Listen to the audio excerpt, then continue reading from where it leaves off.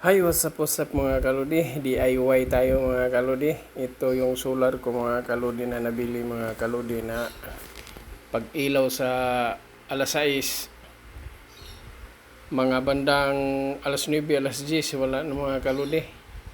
Lobat na. Kaya DIY mga kaludi. Ngayon, naisipan kong palitan ng battery. Ito mga kaludi yung original yung nakakabit sa solar ko na ilaw. Ngayon, pinalitan ko ng dalawang magkadikit.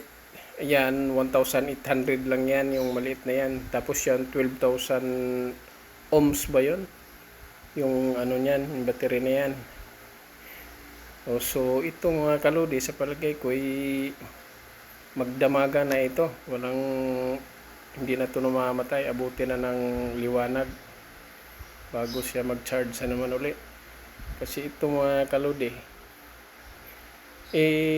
may ilaw na nga tayo, kaso nga lang imbis na nakakatipid, wala pa rin naman kasi wala ng ilaw mga hating gabi, wala ng ilaw. Ito, tingnan nyo mga kaludi, ang laki ng kaya naman to ng panel nya.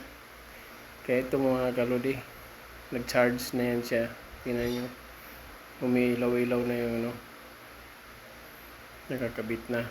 Ngayon, tornilyo na natin yan sa mga kaludi para ma-fix na natin yan. Tsaka hindi na kailangan idikit yung battery kasi tamang-tama lang din yung sukat niya sa yung lapad niya. Naipit din siya pag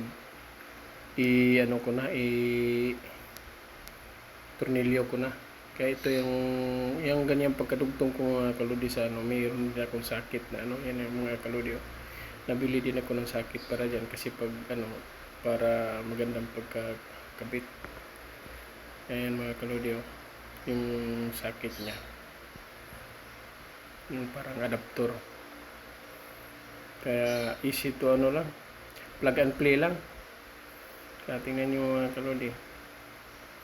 Kaya sureball na ako nito na magdamag na yan. Hindi na ako gagamit ng kuryente. May ilaw na akong magdamag.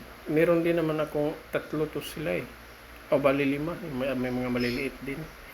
At saka 2 malalaki, yung parang pang street light din na meron din ako. O yun, inaabot o magdamag yun. Ito lang, yun ko ba sa sa laki ng solar light na to, daming ilaw. Tapos yung battery niya ay napakaliit lang.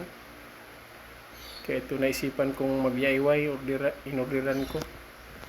Yan mga kalodi, nakabit ko na. Yan. Okay mga kalodi, thank you for watching. Bye bye.